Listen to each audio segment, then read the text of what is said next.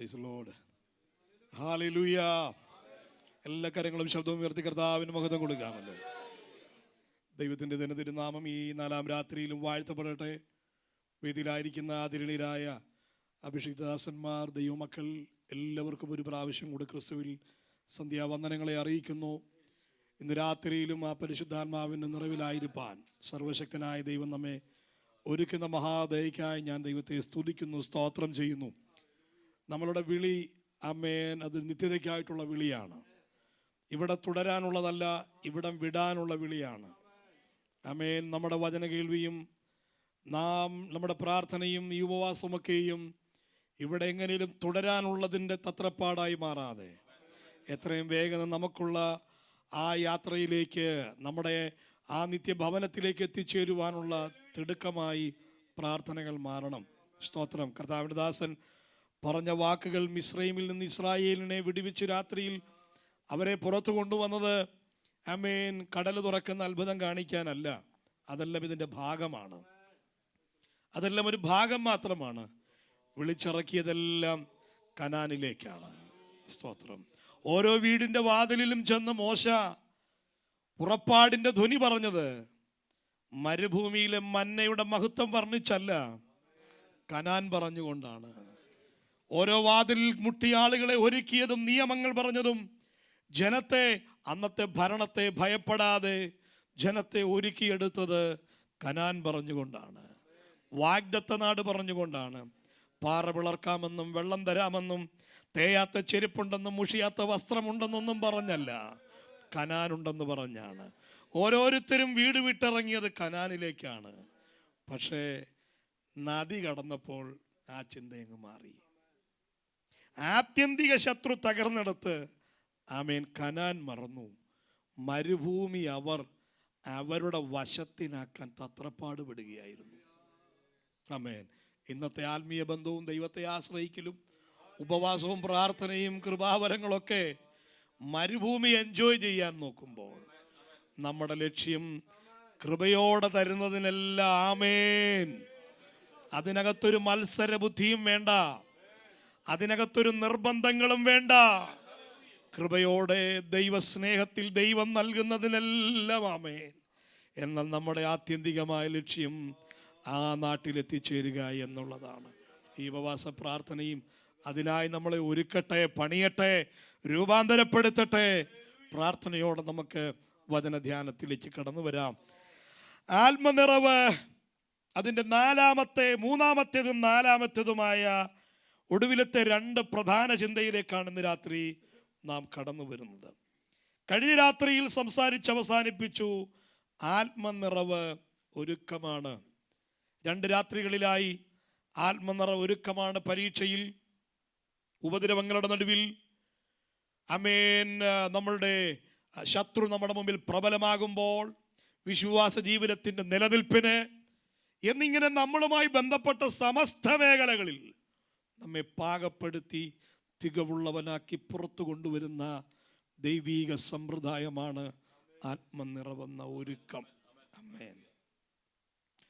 എന്നാൽ മൂന്നാമത്തേതും നാലാമത്തേതും അതിപ്രധാനമായ നമ്മുടെ ഈ വായിച്ച കുറിവാക്യത്തിൻ്റെ പ്രധാന അർത്ഥതലത്തിലേക്കാണ് ഇന്ന് രാത്രി നമ്മുടെ ശ്രദ്ധയെ കൊണ്ടുവരുന്നത്. മൂന്നാമത്തേത് എന്താണ് ആത്മനിറവ്? മൂന്നാമത്തേതും നാലാമത്തേതും ഇത് ജീവിത ശൈലിയാണ്. ആത്മനിറവ് എന്താണ്? ജീവിത ശൈലിയാണ്. സ്തോത്രം. ജീവിതശൈലി വായിക്കാം. 1-2 വാക്യങ്ങൾ വായിച്ച് നമുക്ക് തുടരാം, വിശദീകരിക്കാം. യോഹന്നാന്റെ സുവിശേഷം 7-ാം അധ്യായം 37-38 വാക്യങ്ങൾ വായിക്കാം.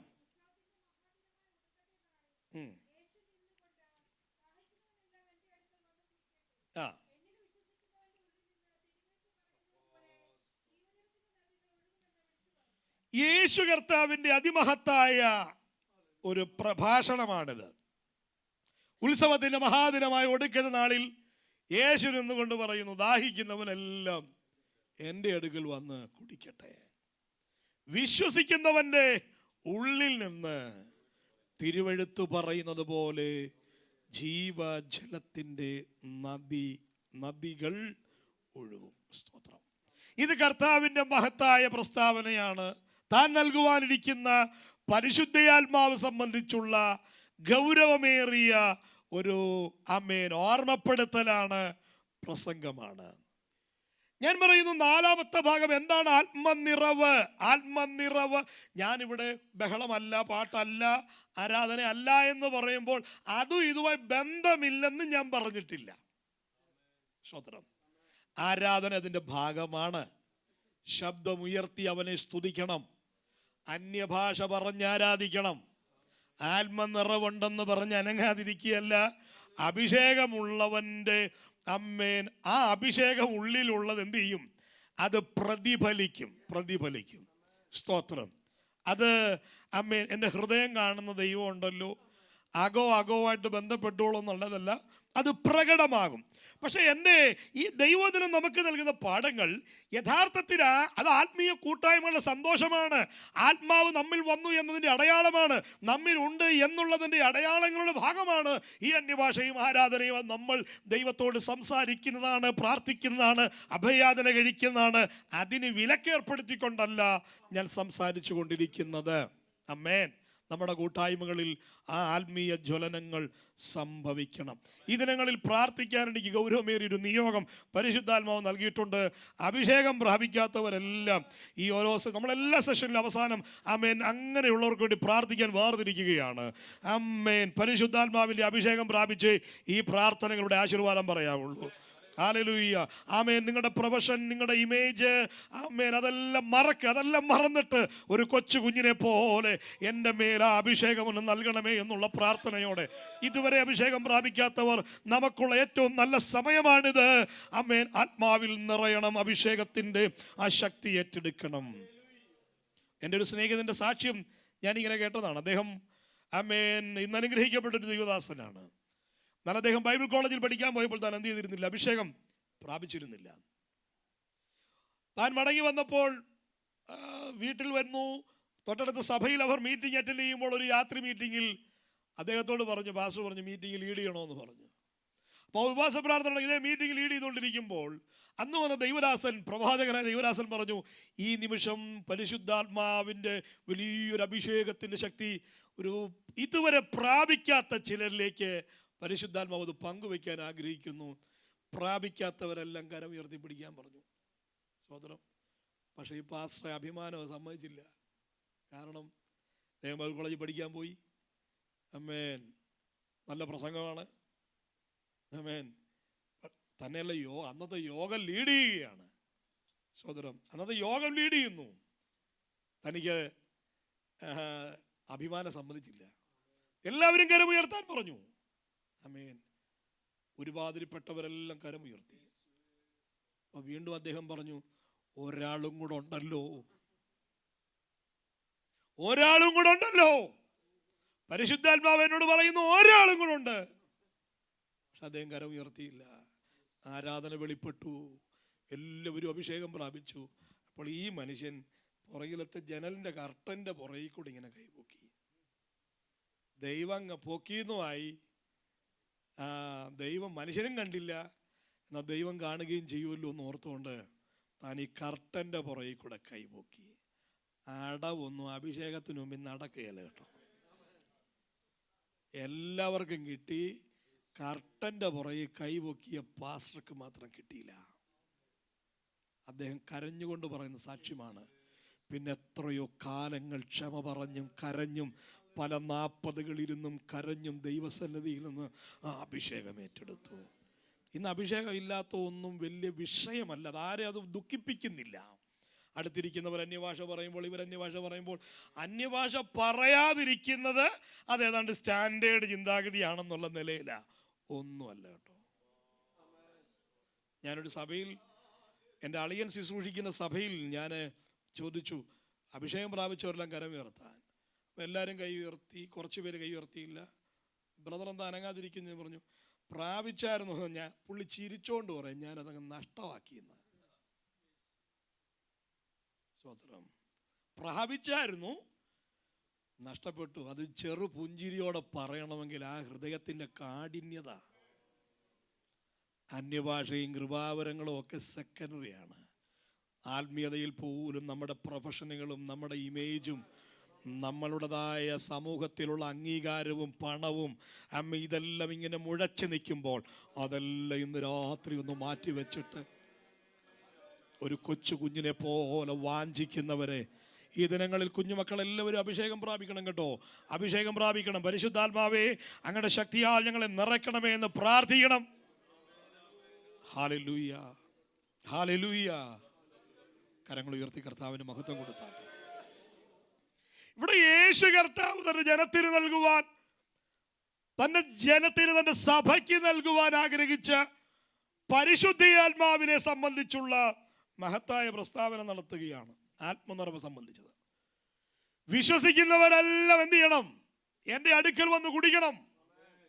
ഞാൻ ആ വാക്യത്തിന്റെ അർത്ഥം പറയാം. 37-ാമത്തെ വാക്യം ആത്മസ്നാനത്തിന് നിദാനവും, 38-ാമത്തെ വാക്യം ആത്മനിറവിന്റെ ജീവിതത്തിന്റെയും അടയാളമാണ്. 37-ാമത്തെ വാക്യം ഒരു ഉറവയിൽ നിന്ന് കുടിക്കുക.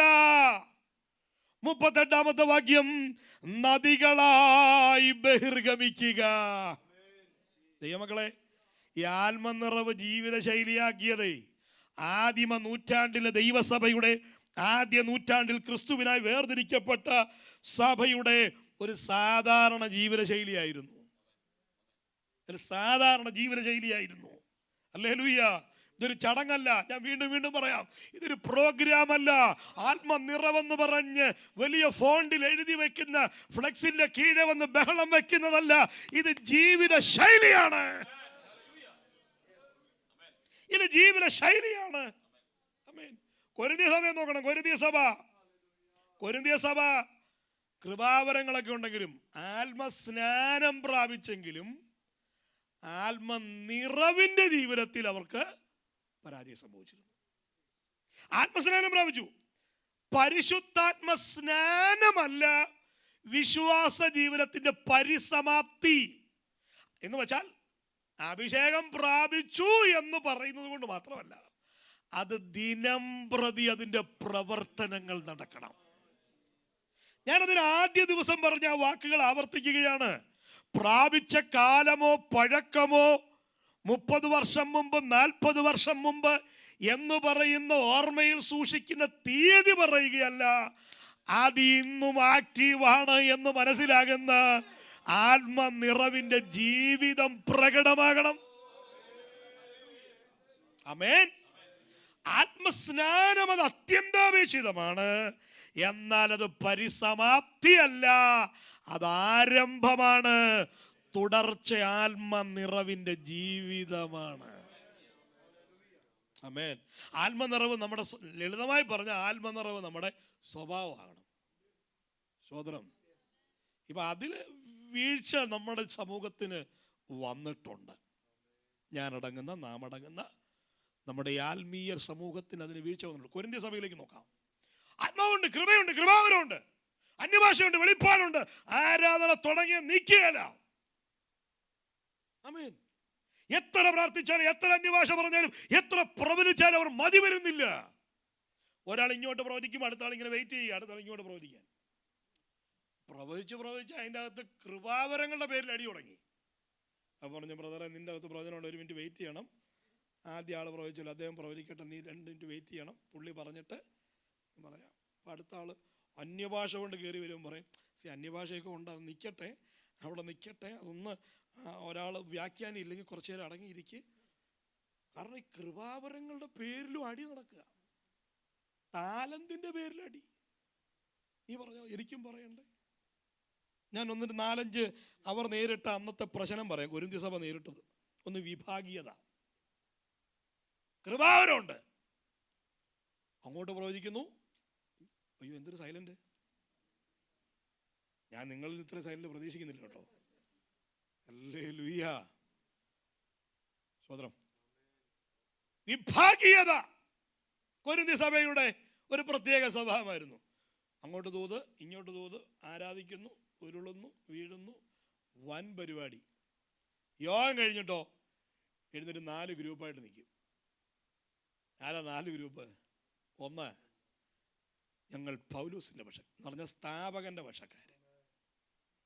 ഞങ്ങൾ പൗലോസിന്റെ. രണ്ടാമത്തെ ഗ്രൂപ്പ് ഞങ്ങൾ അപ്പൊല്ലോസിന്റെ പക്ഷക്കാര്.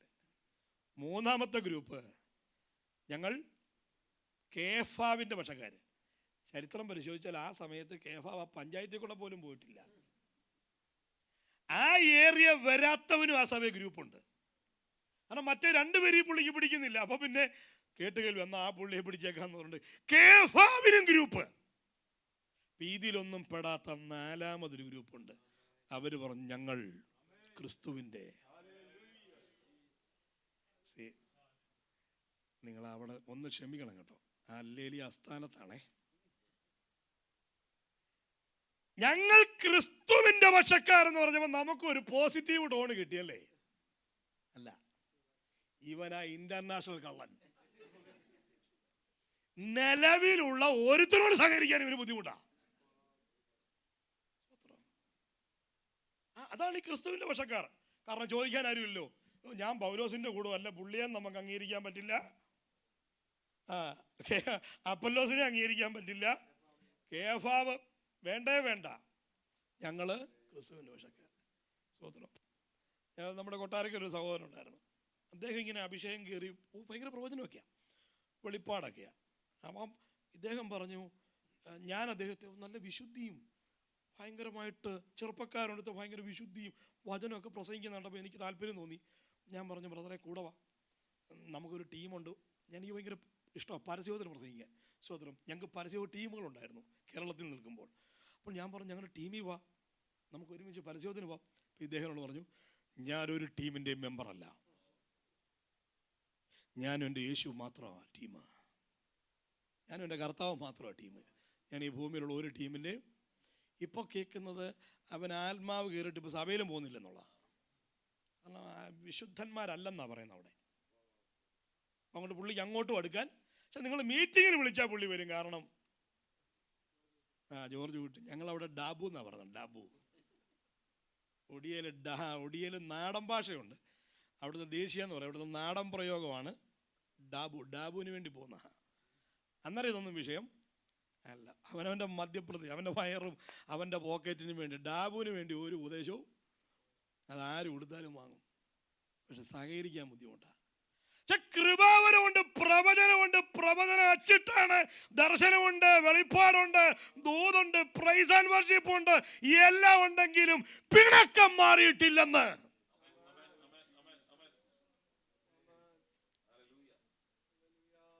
നമ്മൾ നിർത്താതെ അന്യഭാഷ പറയുന്നതിലും സ്നേഹത്തോടെ രണ്ടു വാക്ക് അത് നന്നായി സംസാരിക്കണം. അതാ പൗലോസ് പറയുന്നത്. നിങ്ങൾ അമ്മേൻ മുഴങ്ങുന്ന ചെമ്പോ കൈത്താളമോ ആകരുതോ, സ്നേഹം വെളിവാക്കണം. മത്സരങ്ങൾ ഇവിടെ വിഭാഗീയത നിൽക്കുകയാണ്. പിണക്കം നിൽക്കുന്നു. ഞാൻ പുതിയവൻ, നീ പഴയവൻ, ഞാൻ വലിയവൻ, നീ താണവൻ. നമുക്ക് ദൈവം നൽകിയ ഇമേജ് ഒക്കെ ഇവിടെ വിശപ്പടക്കി ജീവിക്കാനുള്ളതാണ്. ആരുടെ മുമ്പിൽ ആള് കളിക്കാനല്ല, സഭയെ നിയന്ത്രിക്കാനല്ല, ശുശ്രൂഷകളെ നിയന്ത്രിക്കാനല്ല. ദൈവം ഈ ഭൂമി നിങ്ങൾക്ക് നൽകിയ സ്റ്റാറ്റസ് അത് നിങ്ങളുടെ വയറിന് വേണ്ടി മാത്രം തന്നതാണ്. നിങ്ങളുടെ ജീവനും ഭക്തിക്കും വേണ്ടിയുള്ളത്. അത് വെച്ചുകൊണ്ട് ആള് കളിക്കരുത്. ഒന്നുമല്ല. നമ്മൾ വേർപെട്ടോ? വേർപെട്ടു ജീവനം നയിക്കുകയല്ലേ. 3-4 ഐറ്റങ്ങളിൽ നിന്ന് വേർപെട്ടു. കമ്മലിൽ നിന്ന് വേർപെട്ടു, മാലയിൽ നിന്ന് വേർപെട്ടു, ലിപ്സ്റ്റിക്കിൽ നിന്ന് വേർപെട്ടു, ഇടിവെട്ട് കളറിൽ നിന്ന് വേർപെട്ടു. അതുകൊണ്ട് ലാഭമുണ്ട്, പൈസ പോക്കറ്റിൽ കിടക്കുന്നു. 3-4 ഐറ്റങ്ങളിൽ നിന്ന് വേർപെട്ടിട്ട് സ്വഭാവത്തിന് മാറ്റമില്ലെന്ന്. പക്ഷെ വെള്ളയെ ഇടൂ.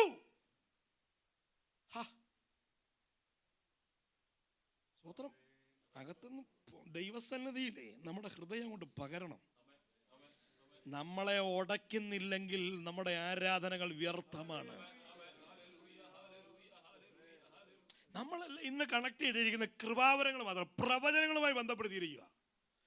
പണ്ടൊക്കെ ഒരു പ്രവാചകൻ ഒരു യോഗത്തിനുണ്ടെന്ന് പറഞ്ഞാൽ അന്ന് ആള് കുറയുമായിരുന്നു. നമ്മുടെ നാട്ടുമ്പുറത്ത് അങ്ങനെ ആയിരുന്നു അല്ലേ? അത്യാവശ്യം കുരുത്തക്കാരുള്ള യോഗത്തിന് വരത്തില്ല, കാരണം വെളിപ്പെടുന്നൊരു പേടി ഉണ്ടായിരുന്നു. ഇന്ന് കുരുത്തക്കാരുള്ളവനാ പിക്ക് ചെയ്യുന്നത് നമ്മളെ. അവനെ ബസ് സ്റ്റാൻഡിൽ വന്ന് നമ്മൾ വിളിച്ചോണ്ട് പോന്നേ, അവനെ ഹോട്ടലിൽ കൊണ്ട് ഊണ് വരുന്നേ, അവനെ വിശ്രമിക്കാൻ കൊണ്ടുപോകുന്നത്. കാരണം അവനറിയാം വെളിപ്പെടുകയില്ല, നിന്നെ മാനിക്കും, തലമുറയെ മാനിക്കും, പോകാൻ പോ, അഴിയാൻ പോ, ഇങ്ങനെ 3-4 ഐറ്റങ്ങളുമായി മാത്രം നമ്മളെ ബന്ധിപ്പിച്ചിരിക്കും. നമുക്കും അത്രയൊക്കെ അറിഞ്ഞാൽ മതി.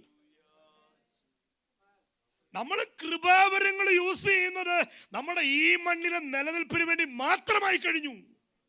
കുറവുകൾക്ക് നേരെ വിരൽ ചൂണ്ടുന്നില്ല. അതുകൊണ്ട് സാത്താനും വേഷം മാറി നമ്മുടെ അകത്തിരിപ്പുണ്ട്. പിണക്കങ്ങൾ പറഞ്ഞു തീർക്കാതെ, വിഭാഗീയതകൾ പറഞ്ഞു തീർക്കാതെ വീണ്ടും കർത്തൃമേശയും കൂടെ കൈക്കൊണ്ട് ന്യായവിധി വർദ്ധിച്ചോണ്ടിരിക്കുക. സ്വതന്ത്രം. ഓരോ പ്രസംഗം ഞാൻ മനസ്സിലാക്കിയത് ഇങ്ങനെയാണ്: ഓരോ പ്രസംഗം നിങ്ങളെയും എന്നെയും കൂടെ മാനസാന്തരപ്പെടുത്താനുള്ളതാണ്. സ്വതന്ത്രം. പ്രസംഗിക്കപ്പെടുന്നതുകൊണ്ട് ഞാൻ ഇതിൽ നിന്ന് ഒഴിവുള്ളവനല്ല. അമ്മേൻ, ഞാൻ നിങ്ങൾ ഒരുപോലെ ഇതിന്റെ കേൾവിക്കാരാണ്. വിഭാഗീയത ആ സഭയ്ക്കകത്തുണ്ടായിരുന്നു. നിങ്ങൾ കുടുംബത്തിനകത്ത് സംഗമിക്കാൻ കഴിയുന്നില്ലേ? വിഭാഗീയതയുണ്ടോ? പിണക്കങ്ങളുണ്ടോ? നമ്മുടെ ആത്മാവ് ശരിയല്ല.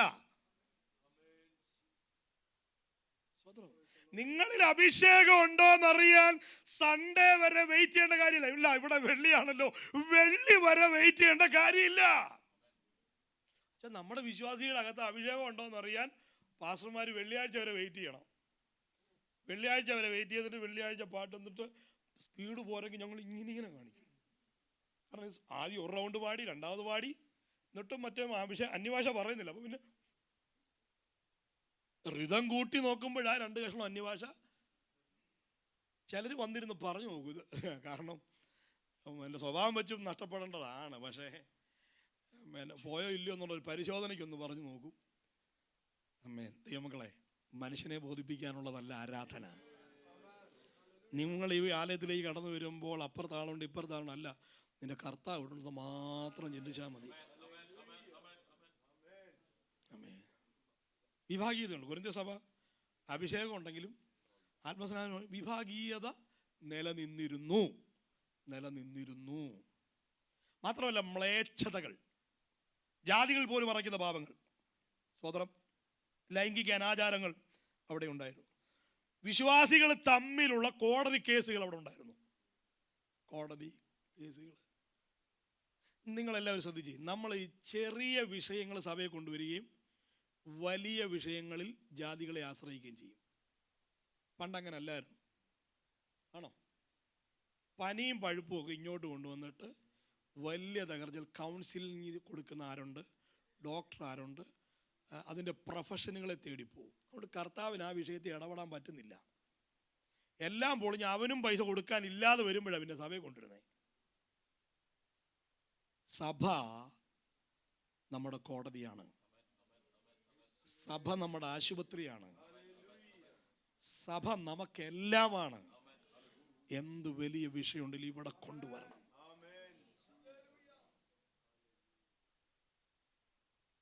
ഇന്നിതൊക്കെ വിശുദ്ധിയും ആത്മനിറവിൻ്റെ ജീവിതശൈലിയൊക്കെ ഔട്ട് ഓഫ് ഫാഷനായി മാറിക്കഴിഞ്ഞു.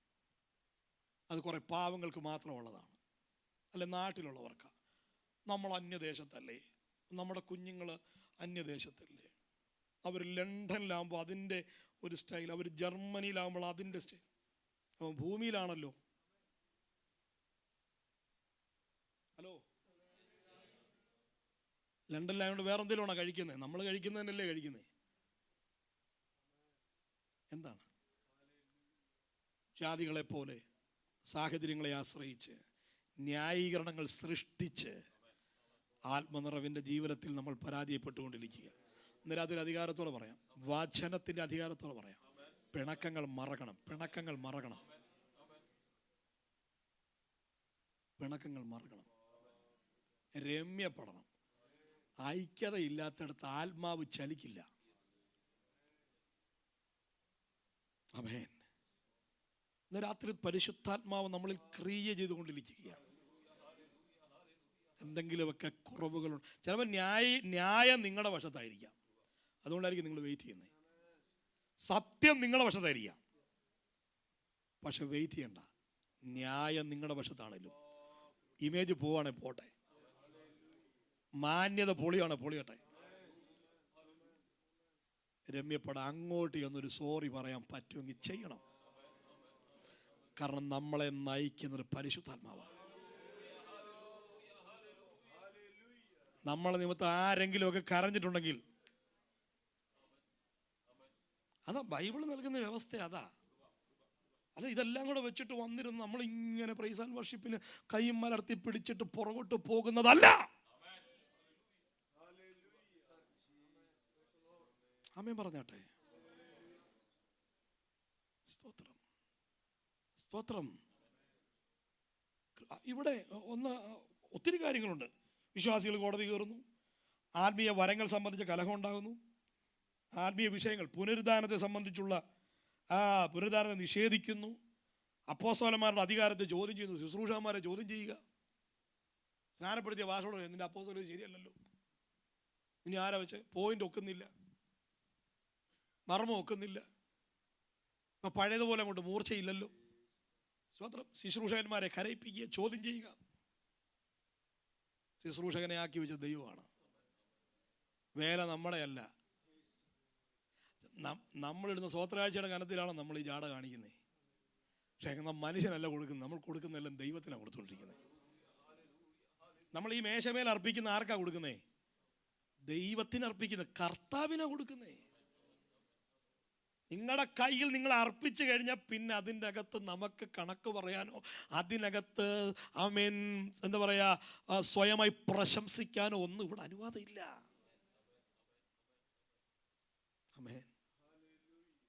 ഹൃദയം നുറുങ്ങുന്നെങ്കിൽ ഇന്ന് രാത്രി ദൈവസന്നിധിയിലേക്കൊന്ന് മടങ്ങി വരണം. ഞാനൊരിക്കൽ ഒരു സ്വപ്നം കണ്ടു. എൻ്റെ ഒരു സ്നേഹിതൻ, എൻ്റെ വാക്കുകൾ കൊണ്ട് അദ്ദേഹത്തിനൊരു നീരസം. വാസ്തവത്തിൽ ഇടയ്ക്ക് നിൽക്കുന്നവരാണല്ലോ വിഷയം. നല്ലവൻ കാളിക്ക് ഇവനാണ് ഇൻ്റർനാഷണൽ. നേരത്തെ പറഞ്ഞ പോലെ ഞങ്ങൾ ക്രിസ്തുവിൻ്റെ സ്വത്രം. ഇവനാണ് വലിയ കള്ളൻ, ആരോടും ചേരത്തില്ല, അവനെയാ സൂക്ഷിക്കേണ്ടത്. അധികം ഈ ആത്മീയത നല്ലതാണെങ്കിൽ, വിശുദ്ധി നല്ലതാണെങ്കിൽ അതിവിശുദ്ധി കളിക്കുന്നവനെ ഒന്ന് സൂക്ഷിച്ചോണം. ആമേൻ പറഞ്ഞേട്ടെ. ഞാൻ എനിക്ക് തോന്നുന്നു ഇന്നലത്തേക്കാൾ ഒത്തിരി ആമേൻ പറയിപ്പിക്കുന്നുണ്ടെന്ന് തോന്നുന്നു. സ്തോത്രം. ഹല്ലേലൂയ. കുഴപ്പമില്ല. ആമേൻ. പരിശുദ്ധാത്മാവ് നമ്മളോട് ഇടപെടണം. സഹോദരങ്ങളെ, ആരോടെങ്കിലും പിണക്കം ഉണ്ടെങ്കിൽ ഇന്ന് രാത്രി പറഞ്ഞു തീർക്കണം കേട്ടോ. ഈ രാത്രി കർത്താവ് നിന്റെ പ്രാണനെ ചോദിച്ചാൽ, ഈ രാത്രി അച്ഛൻ നമ്മളെ തട്ടിപ്പോയാ. അപ്പൊ ഞാൻ അദ്ദേഹത്തോട്, എൻ്റെ ഭാഗത്ത് നീതിയുണ്ട്, പക്ഷെ എന്നെ പ്രതി അദ്ദേഹം വേദനിച്ചു. ഒരിക്കൽ വിളിച്ച് എന്നോട് ചൂടായി, ഒന്നും കേൾക്കണ്ടെന്ന് പറഞ്ഞ് ഫോൺ കട്ട് ചെയ്തു. പക്ഷേ കുറേ നാൾ കഴിഞ്ഞപ്പോൾ ഒരു രാത്രി ഞാൻ സ്വപ്നം കണ്ടു. ഞാൻ അദ്ദേഹത്തെ വിളിച്ചു ക്ഷമ പറയുന്നത്. ഞാൻ അടുത്ത ദിവസം രാവിലെ അദ്ദേഹത്തെ വിളിച്ചു, ദൈവദാസനെ എന്നോട് ക്ഷമിക്കണം, എൻ്റെ വാക്കുകൾക്ക് നിങ്ങൾക്കുണ്ടായ തെറ്റിദ്ധാരണ അങ്ങനെ വന്നു പോയിട്ടുണ്ട്, ദൈവനാമത്തിൽ ക്ഷമിക്കണം. നമ്മൾ രണ്ടുപേരും കർത്താവിൻ്റെ വേല. എനിക്ക് നഷ്ടമൊന്നും ഉണ്ടായില്ല. എന്നാൽ വലിയ ലാഭം ഉണ്ടായോ? ഒരു ലാഭം ഉണ്ടായി, ദൈവസന്നിധിയിൽ നീതി. രണ്ട് ദൈവദാസന്മാർ തമ്മിൽ പിണക്കം ഉണ്ടായിരുന്നു. പക്ഷേ അവൻ ആശുപത്രി കിടക്കും പോലും അവർ പോയി കാണാൻ പോയില്ല. ചെറുപ്പക്കാരനാണ്, അദ്ദേഹം മരിച്ചുപോയി. ആ മരണം മറ്റേ ദൈവദാസനെ വല്ലാതെ അലട്ടി. അദ്ദേഹം പറഞ്ഞു, എനിക്ക് അവനോട് ക്ഷമ പറയാൻ സാഹചര്യം ഒത്തിരി ഉണ്ടായിരുന്നു, പക്ഷെ ഞാൻ അവനോട് രമ്യപ്പെട്ടില്ല. ആശുപത്രി ചാകാൻ കിടക്കും, വെന്റിലേറ്ററിൽ കിടന്ന് രൂപാന്തരപ്പെട്ടിട്ട് കാര്യമില്ല കേട്ടോ. വെന്റിലേറ്ററിൽ കിടന്ന് നല്ല രൂപാന്തരപ്പെടണം. ഇവിടെ മാനസാന്തരപ്പെട്ടോണം, ഇവിടെ മാനസാന്തരപ്പെട്ടോണം. പരിശുദ്ധൻ ആത്മനിറവ് ബഹളമല്ല, അത് സ്വഭാവ രൂപീകരണമാണ്. നമ്മളങ്ങോട്ട് വിശുദ്ധീകരിക്കപ്പെട്ടിട്ടൊന്ന് അന്യഭാഷ പറഞ്ഞു നോക്കി, അതിനകത്ത് സാത്താന്റെ അടിത്തറകൾ ഇളകും. ആമേൻ. സ്തോത്രം. ഇവിടെ പറയുന്നു, ഒരു ഉറവയിൽ നിന്ന് കുടിക്കുക, എന്നിൽ നിന്ന് കുടിക്കുക, വിശ്വസിക്കുന്നവരെല്ലാവരും എങ്കിൽ വന്ന് കുടിക്കട്ടെ എന്ന് വെച്ചാൽ അഭിഷേകം തരുന്നത് കർത്താവ് മാത്രമാണ്. കർത്താവിങ്കിൽ നിന്ന് കുടിക്കുക.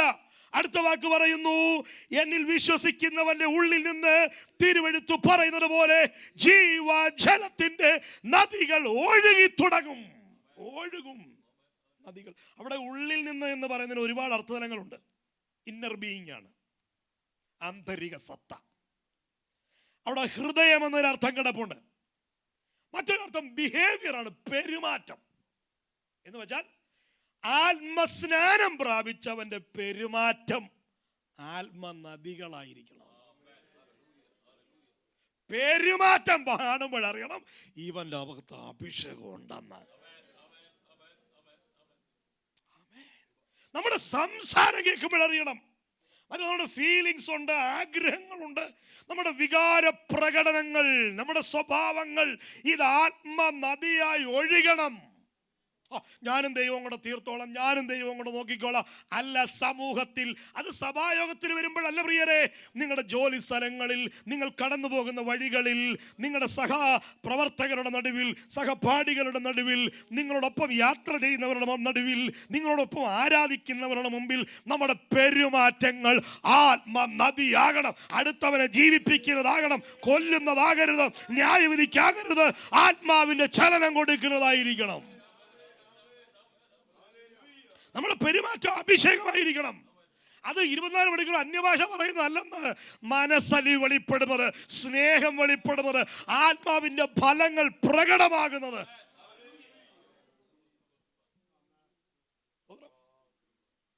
സ്വതന്ത്രം ജോലി സ്ഥലത്ത് അത് പ്രകടമാകണം. ജോലി സ്ഥലത്ത് പ്രകടമാണ്. നിങ്ങളുടെ താഴെ ജോലി ചെയ്യുന്നവരോട് നിങ്ങളുടെ പെരുമാറ്റങ്ങൾ അത് ആത്മനദികളായി ഒഴുകണം. അവൻ ഏത് ജാതിയിൽപ്പെട്ടവനായിക്കൊള്ളട്ടെ, പക്ഷെ അവരോടുള്ള ഇടപാടിൽ നമ്മുടെ സംഭാഷണം, നമ്മുടെ നാവ്, നമ്മുടെ കണ്ണ്, നമ്മുടെ കാതുകൾ, നമ്മുടെ പെരുമാറ്റങ്ങൾ, നമ്മുടെ സംഭാഷണങ്ങൾ ആത്മനിറവിന്റെ അടയാളമായി മാറണം. ഹല്ലേലൂയ. അല്ലാതെ നമ്മൾ ഇവിടെ വന്ന് ആഴ്ചയിൽ ഒന്ന് വന്ന് നിന്നുകൊണ്ട് ആമേൻ ഇവിടെ കുത്തി പറഞ്ഞിട്ട് ഇവിടെ ബഹളങ്ങൾ നടത്തിയിട്ട് നമ്മുടെ പെരുമാറ്റങ്ങൾ ആത്മനദിയായി മാറിയില്ലെങ്കിൽ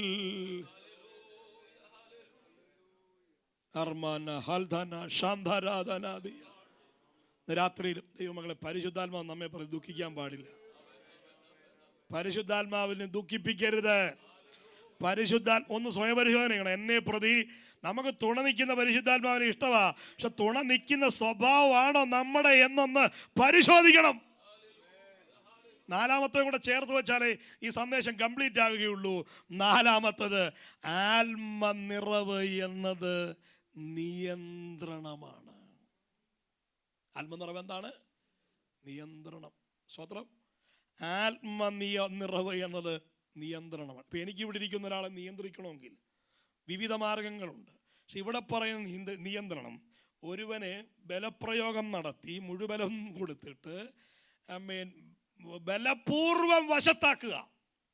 എനിക്കൊരാളെ നിയന്ത്രിക്കണമെങ്കിൽ ഞാൻ എന്ത് ചെയ്യും? ഈ വാക്കിന്റെ അർത്ഥമാണെങ്കിൽ ബലപൂർവം, നമ്മൾ ബലപ്രയോഗിച്ച് മാക്സിമം ശക്തിയെടുത്ത് അവനെ വശത്താക്കി സ്വയമായി ചലിക്കാൻ അനുവദിക്കാതെ കൂച്ച് വിലങ്ങിട്ട് ആമേൻ എനിക്കിഷ്ടമുള്ള വഴിയിലേക്ക് ഞാൻ കൊണ്ടുപോകുന്ന ആ പ്രവൃത്തിയാണ് നിയന്ത്രണം. സ്വതന്ത്രം. നമ്മുടെ കണ്ണാര് നിയന്ത്രിക്കണം?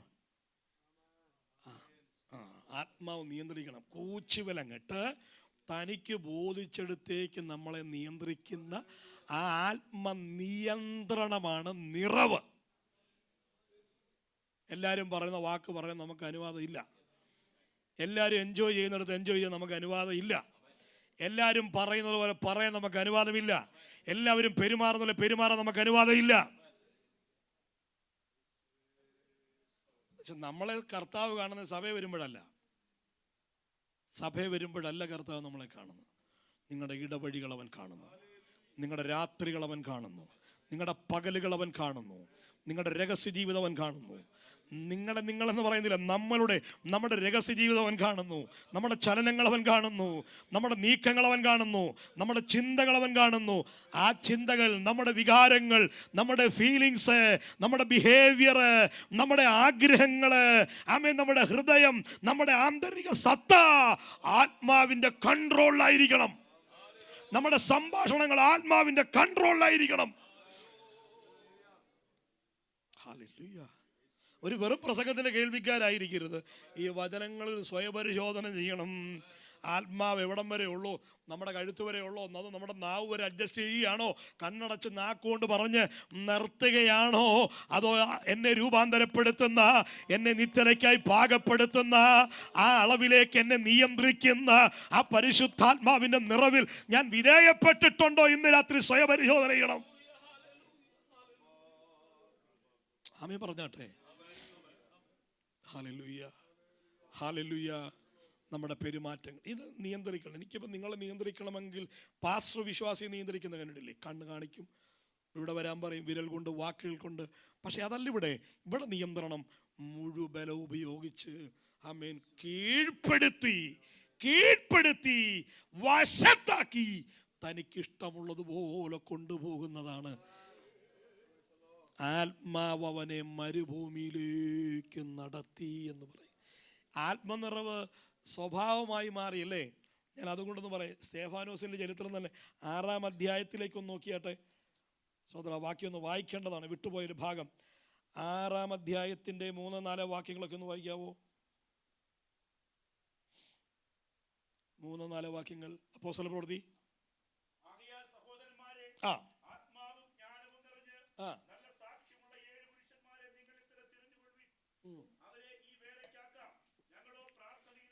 ആത്മാവും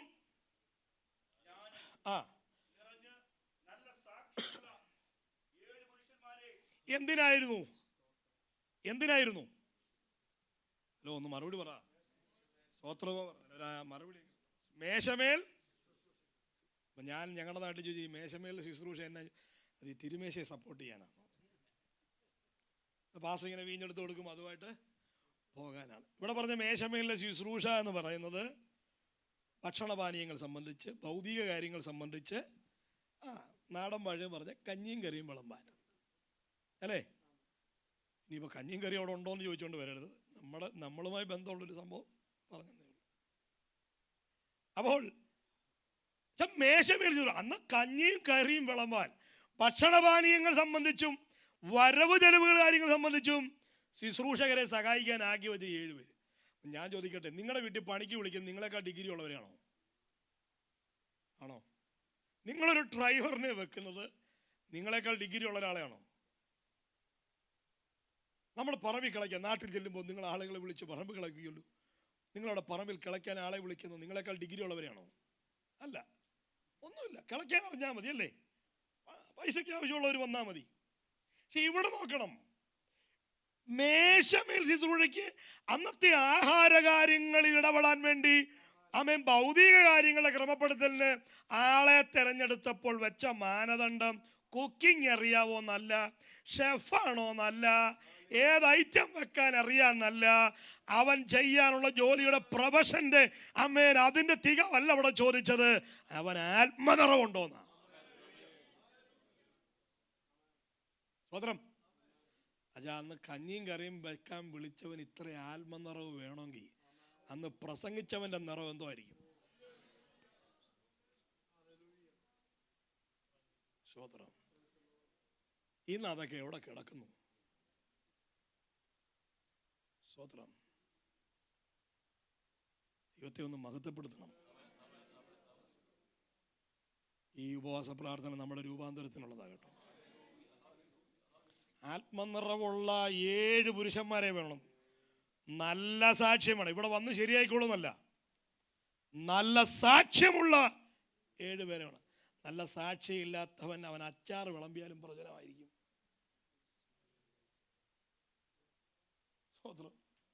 7 പേരെ വേണം. പിന്നെ താഴോട്ട് വരുമ്പോൾ സ്തേഫാനോസിന്റെ പേര് പറയുന്നിടത്ത് എന്താ പറയുന്നത്? ഈ വാക്ക് കൂട്ടത്തിനൊക്കെയും ബോധ്യമായി, വിശ്വാസവും പരിശുദ്ധാത്മാവും നിറഞ്ഞ പുരുഷനായ അപ്പം അവനെ ഒരു തൊഴിലിന് വേണ്ടി വേർതിരിക്കുമ്പോൾ തന്നെ തൻ്റെ പേരിന് മുൻപ് ചേർത്തെഴുതിയ പദവി തന്നെ ആയിരുന്നു ആത്മനിറവ്. അത് കൂട്ടത്തിനൊക്കെയും ബോധ്യമായിരുന്നു, അത് തെളിവുള്ളതായിരുന്നു. ആമേൻ പറഞ്ഞാട്ടെ. അതെങ്ങനെ 24 മണിക്കൂറും പുള്ളി ഇങ്ങനെ അന്വേഷണം പറഞ്ഞു നടക്കുമോ? അല്ല. അവൻ്റെ സംഭാഷണം, അവൻ്റെ ചലനം, അവൻ്റെ ഇടപാട്, അവൻ്റെ സമൂഹത്തിലുള്ള അവൻ്റെ ജീവിത ശൈലിയാണ് ഈ സാക്ഷ്യം തെളിവാക്കിയത്. സ്തോത്രം, സ്തോത്രം. ഞാൻ ഉപവാസമായോണ്ട് വിട്ടേക്കുന്നു. ആരാധനയ്ക്ക് പോകേണ്ടതുകൊണ്ട് അല്ലായിരുന്നു ഞാൻ എണ്ണം പറഞ്ഞേനെ. അഡ്ജസ്റ്റ്മെൻറ്റുകളെല്ലാം മാറ്റിവെച്ചിട്ട് ഞാൻ പറയാം. ഇപ്പം നടക്കുന്നതെന്ന് വെച്ചാൽ പരിശുദ്ധാത്മാവ് എന്തിനു വന്നോ ആഗമന ഉദ്ദേശം നടക്കുന്നില്ല, വന്നു എന്നതിൻ്റെ അടയാളം മാത്രം നടന്നുകൊണ്ടിരിക്കുന്നു.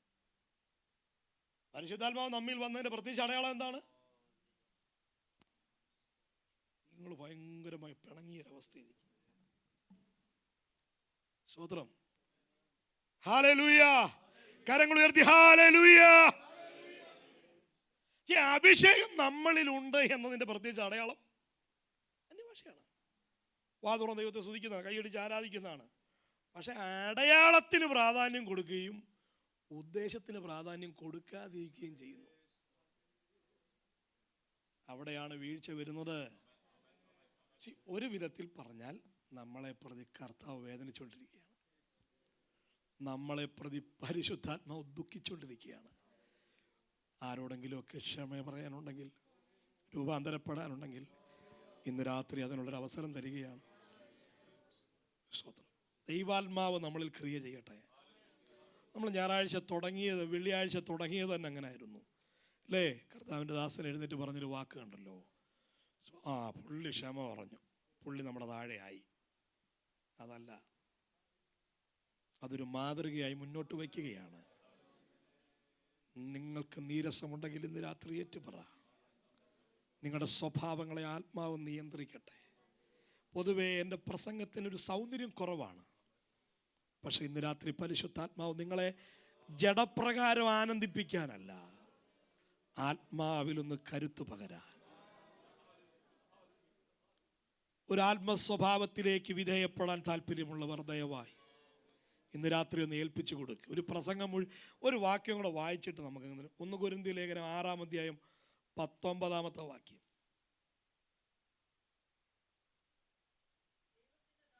ദൈവത്തിൻ്റെ ദാനമായി നിങ്ങളിൽ ഇരിക്കുന്ന പരിശുദ്ധാത്മാവിൻ്റെ മന്ദിരമാകുന്നു നിങ്ങളുടെ ശരീരമെന്നും നിങ്ങളെ വിലയ്ക്ക് വാങ്ങിയിരിക്കിയാൽ നിങ്ങൾ താന്താങ്ങൾക്കുള്ളവരല്ല എന്നും. സ്തോത്രം. ഞാൻ അവസാനത്തെ സ്റ്റേറ്റ്മെന്റ് മാത്രം എടുക്കുന്നു. നിങ്ങൾ താന്താങ്ങൾക്കുള്ളവരല്ല. അച്ഛനുള്ളതല്ല, സഹോദരി നീ നിനക്കുള്ളതല്ല. നിങ്ങളുടെ ശരീരത്തിലേക്ക് നോക്കൂ. എൻ്റെ കണ്ണ്, എൻ്റെ കൈ, എൻ്റെ വസ്ത്രം, എൻ്റെ തല, എൻ്റെ കാല എന്ന് നാം എൻ്റെ എന്ന് അഭിമാനിക്കുമ്പോൾ തിരുവെഴുത്ത് പറയുന്നു നീ നിന്റെ അല്ല. നീ പരിശുദ്ധാത്മാവിൻ്റെ മന്ദിരമാകണം. നീ നിനക്കുള്ളതല്ല. ഇപ്പം ഞാൻ ഒരാളുടെ വണ്ടി എടുത്ത് ഉപയോഗിക്കുകയാണ്, ഞാനൊരാളുടെ ബൈക്ക് എടുത്ത് ഉപയോഗിച്ച് ഇങ്ങനെ വാഹനം ഓടിച്ചങ്ങോട്ട് ചെല്ലുമ്പോൾ നല്ല റോഡ് വീതിയുള്ള വിശാലമായ വഴി കാണുമ്പോൾ എൻ്റെ അകത്തെ ആ റൈഡർ ഉണരുന്നു. എങ്ങനെയും പെട്ടെന്ന് ആവേശമുണ്ടാകുന്നു. വണ്ടി ഒന്ന് കിടത്തി എടുത്ത് കൊണ്ടുപോകാൻ നോക്കുമ്പോഴേ എൻ്റെ മനസ്സ് പറയും ഈ വണ്ടി നിന്റെ, ഇത് തിരിച്ചു കൊടുക്കണം, ഉപയോഗം കഴിഞ്ഞ് തിരിച്ചു കൊടുക്കണം, പോറിലേക്കാൻ പാടില്ല, ഇതിനകത്ത് നഷ്ടം ഉണ്ടാകാൻ പാടില്ല. ഞാൻ ഒരു ഉദാഹരണം പറഞ്ഞതേ ഉള്ളൂ. സ്വതന്ത്രം ദൈവമക്കളെ, നീ നിനക്കുള്ളതല്ല. ഒറ്റ വാക്ക്, നീ നിനക്കുള്ളതല്ല. തൊട്ടുപോയി പറഞ്ഞു നീ ദൈവത്തിന്റെ മന്ദിരമാണെന്ന് പറയുന്നു. ഇവിടെ പറഞ്ഞു നീ പരിശുദ്ധാത്മാവിന്റെ മന്ദിരമാണ്. ഈ തിരിച്ചറിവാണ് നമ്മളെ വിശുദ്ധീകരിക്കുന്നത്. ഞാൻ എനിക്കുള്ളതല്ല. ഞാൻ എനിക്കുള്ളതല്ലെങ്കിൽ ഇത് പരിശുദ്ധാത്മാവിൻ്റെ ആണെന്നുള്ള ബോധ്യമുണ്ടെങ്കിൽ ആ പരിശുദ്ധാത്മാവിന് ഹിതമല്ലാത്തതൊന്നും ഇതിനകത്ത് വസിക്കാൻ അനുവാദം കൊടുക്കരുത്. ഈ ബിൽഡിംഗ് നമുക്ക് സ്വന്തമല്ലല്ലോ, കുറെ കാലത്തേക്കാണല്ലേ. ഇതിന് മറ്റൊരു അതോറിറ്റി ഉണ്ട്. നമ്മുടെ പേരിൽ എന്ത് ചെയ്യത്തില്ല, പക്ഷെ നമുക്ക് ഉപയോഗിക്കാം. ഇതിനെ ഇടിച്ചു പണിയാനോ നമുക്ക് തോന്നിയതുപോലെ ഇതിനെ മറ്റൊരു രൂപമാക്കാനൊന്നും ഇവിടെ അനുവാദം. അങ്ങനാണെങ്കിൽ ദൈവവേദന ഈ ശരീരം നിന്റെ അല്ല. തിരഹിതമല്ലാത്ത ഒന്നിന് ഇതിനകത്ത് അനുവാദം കൊടുക്കരുത്. നിങ്ങൾക്ക് ഇരിക്കുന്നെങ്കിൽ ഇരിക്കുക, എഴുന്നേൽക്കുന്നെങ്കിൽ എഴുന്നേൽക്കാം. അല്പസമയം നമ്മൾ ഇന്ന് പാട്ടുകളിലേക്ക് പോകുന്നില്ല. ഒരു നിമിഷം നമ്മളൊന്ന് പ്രാർത്ഥിക്കാൻ പോവുകയാണ്. നാം നമുക്കുള്ളതല്ല, പരിശുദ്ധാത്മാവിൻ്റെ മന്ദിരമാണ്. അനാവശ്യമായ കാര്യങ്ങളിലേക്ക് നമ്മുടെ ഹൃദയം വെമ്പുമ്പോൾ ആ ഹൃദയത്തോട് പറയണം, ഇത് നിന്റെ അല്ല. ചിലരുടെ കുറ്റം പറയാൻ നമ്മുടെ നാവ് വെമ്പുമ്പോ പറ, ഇത് നിന്റെ അല്ല. ഈ കൈ നമ്മുടെ അല്ല, ഇത് പരിശുദ്ധാത്മാവിൻ്റെ മന്ദിരമാണ്. സ്തോത്രം. എന്തെങ്കിലുമൊക്കെ വീഴ്ചകൾ വന്നു പോയിട്ടുണ്ട് എന്ന് ബോധ്യമുള്ളവർ, കർത്താവെ ഞങ്ങളെ ഒന്ന് കഴുകണമേ എന്ന് ആത്മാർത്ഥമായിട്ടൊന്ന് പ്രാർത്ഥിക്കാമോ? ശമന ഹൽക്കനാദര. കാഴ്ചക്കാര് വേണ്ട കേട്ടോ, കാഴ്ചക്കാര് വേണ്ട. ഇന്ന് രാത്രി ആലയത്തിൽ കാഴ്ചക്കാര് വേണ്ട. റബാധൽമന. ഈ രാത്രിയിൽ നമ്മുടെ മരണമാണെങ്കിൽ, ഈ രാത്രിയിൽ കർത്താവിൻ്റെ വരവാണെങ്കിൽ, ഈ പ്രകൃതത്തിൽ നമുക്ക് ഉയർത്തപ്പെടാൻ കഴിയുകയില്ല. ശമന റബധൽമനാദര. കൃപാവരങ്ങൾ ഉപയോഗിച്ച് അന്യഭാഷ പറഞ്ഞ്, വെളിപ്പാട് പറഞ്ഞ്, ദൂത് പറഞ്ഞ്, പ്രൈസ് ആൻഡ് വർഷിപ്പ് ചെയ്ത്, എല്ലാം ചെയ്തിട്ട് നീരസങ്ങൾ അകത്തുണ്ടെങ്കിൽ, വിഭാഗീയതകൾ അകത്തുണ്ടെങ്കിൽ, പിണക്കങ്ങൾ അകത്തുണ്ടെങ്കിൽ, കുറ്റങ്ങൾ പറയുന്നവർ അകത്തുണ്ടെങ്കിൽ, തെറ്റുകളെ ആസ്വദിക്കുന്ന, പാപത്തെ ആസ്വദിക്കുന്ന ശീലം അകത്തുണ്ടെങ്കിൽ, ഈ ജീവിതം പരാജയമാണ്, പരാജയമാണ്.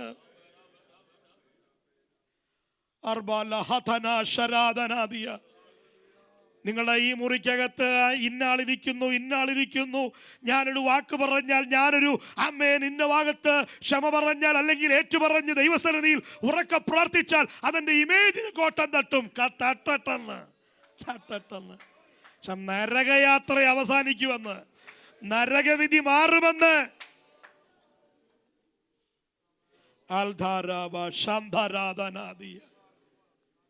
നമ്മൾ ഒന്നാം ദിവസം പാടിയല്ലോ, കല്ല് പോലുള്ള ഹൃദയങ്ങൾ ഉരുക്കുന്ന ഒരു ആത്മനിറവ്.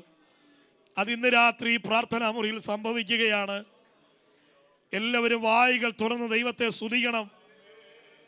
ആർദ്ധനരബാധനാദിയ.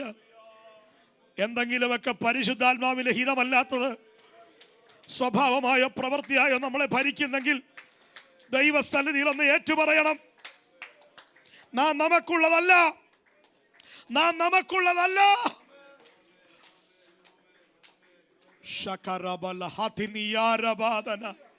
എല്ലാവർക്കും സ്വസ്ഥാനങ്ങളിലൊന്ന് എഴുന്നേറ്റ് നിൽക്കാം. എല്ലാവർക്കും സ്വസ്ഥാനങ്ങളിലൊന്ന് എഴുന്നേറ്റ് നിൽക്കാം.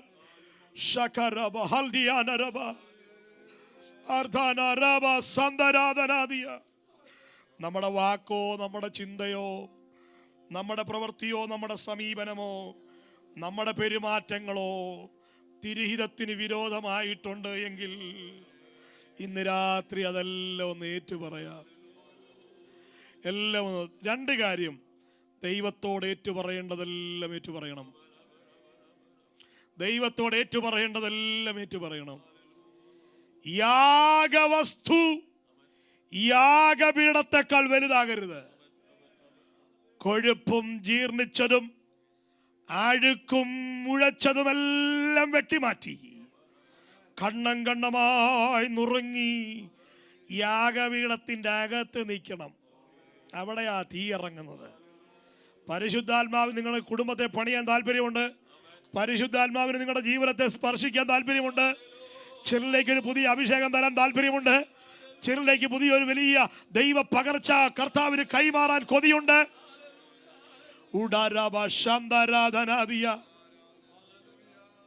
പരിശുദ്ധാത്മാവ് ഇന്ന് രാത്രി നമ്മുടെ മേൽ അധിവസിക്കുകയാണ്.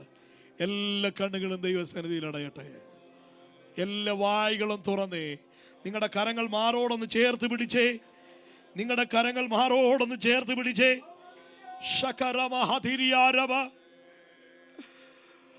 വന്നുപോയ കുറുമ്പുകൾ ഒരു നിമിഷം ഒന്ന് ഏറ്റു പറഞ്ഞു. ഒഴുകുന്ന കണ്ണുനീർത്തുള്ളികൾ മനുഷ്യനല്ല കാണുന്നത്.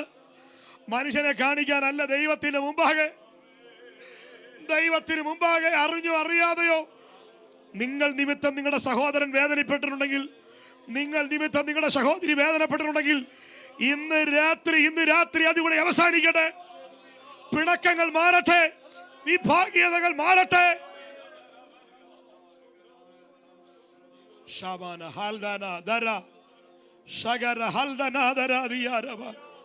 പരിശുദ്ധാത്മാവ് ഇന്ന് രാത്രി ഇവിടെ ക്രിയ ചെയ്തുകൊണ്ടിരിക്കുകയാണ്. പരിശുദ്ധാത്മാവ് ജനത്തെ ക്രിയ ചെയ്തുകൊണ്ടിരിക്കുകയാണ്. ചിലരിലേക്ക് ഒരു പുതിയ അഭിഷേകത്തിന്റെ കൈമാറ്റം പരിശുദ്ധാത്മാവ് നൽകുകയാണ്. ചില ഹൃദയങ്ങൾ ഉടഞ്ഞ് രൂപാന്തരപ്പെടുമ്പോൾ, ചില ഹൃദയങ്ങൾ ഒരു മൺപാത്രം പോലെ ഇന്ന് രാത്രി ഉടഞ്ഞ് രൂപാന്തരപ്പെടുമ്പോൾ അവരെ നിറയ്ക്കുന്ന ഒരു അഭിഷേകം ഈ ആലയത്തിൽ ചലിക്കുകയാണ്.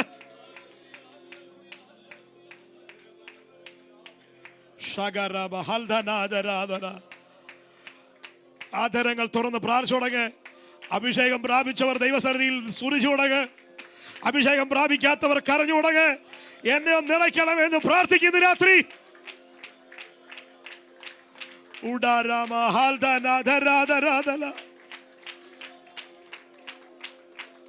ഒരു വലിയ ദൈവശക്തിയുടെ വ്യാപാരം, ഒരു വലിയ ദൈവശക്തിയുടെ വ്യാപാരം.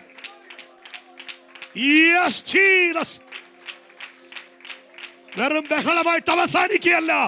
ഇന്ന് രാത്രി പരിശുദ്ധ ആത്മാവ് ചിലതിനെ അഴിച്ചു പണിയുകയാണ്, ചിലതിനെ അഴിച്ചു പണിയുകയാണ്, ചിലതിനെ ഉടച്ചു വാർക്കുകയാണ്.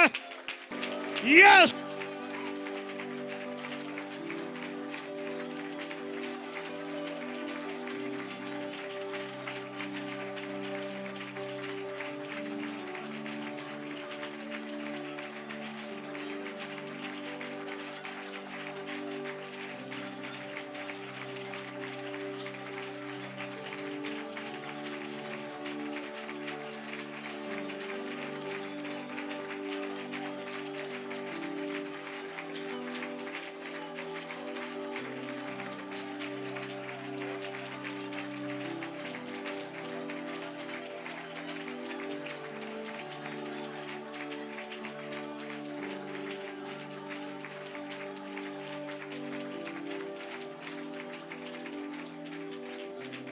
Oriam Shandare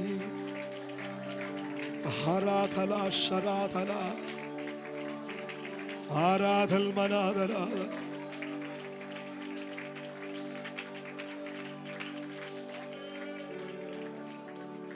Jesus Jesus Jesus. പരിശുദ്ധാത്മാവ് നമ്മിൽ വന്നാൽ അത് നമ്മുടെ ശരീരം പ്രകടമാക്കും, അത് നമ്മുടെ സ്വഭാവം പ്രകടമാക്കും, അത് നമ്മുടെ ജീവിതം അത് തെളിവാക്കും. ഒരു പാട്ടിന്റെ അവസാനത്തെ 2 കഷണങ്ങൾ വരെയും വെയിറ്റ് ചെയ്യണ്ട. നമ്മുടെ വഴികളിൽ, നമ്മുടെ ഇടപാടുകളിൽ, നമ്മുടെ രാത്രികളിൽ, നമ്മുടെ പകലുകളിൽ ആത്മനിറവ് പ്രകടമാകും.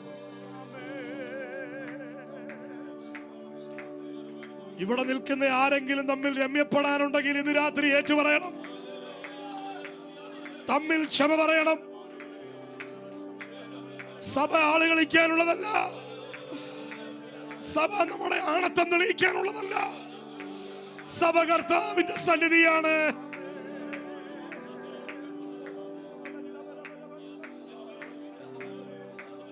ഈ ആലയം വിട്ട് മടങ്ങുന്നതിന് മുമ്പ് സ്നേഹത്തിന്റെ ബാന്ധവത്തിൽ വേണം മടങ്ങാൻ. നമ്മുടെ കണ്ണുകളെ അടയ്ക്കാം, ദൈവകരങ്ങളിലേക്ക് ഏൽപ്പിക്കാം. വിട്ടുപിരിയാത്തൊരു ദൈവസാരഥി ഇന്ന് രാത്രി ആലയത്തിൽ ചലിച്ചു തുടങ്ങിയിട്ടുണ്ട്. ചില ജീവിതങ്ങളെ പണിയുന്നൊരു വലിയ ദൈവകൃപ ഇന്ന് രാത്രി ആലയത്തിൽ വെളിപ്പെടുന്നുണ്ട്. പരിശുദ്ധാത്മാവിനെ ദുഃഖിപ്പിക്കുന്ന യാതൊന്നും നമ്മളിൽ ഉണ്ടാകാതെ ആ ദൈവകരങ്ങളിലേക്ക് നമ്മളെ സമർപ്പിക്കാം.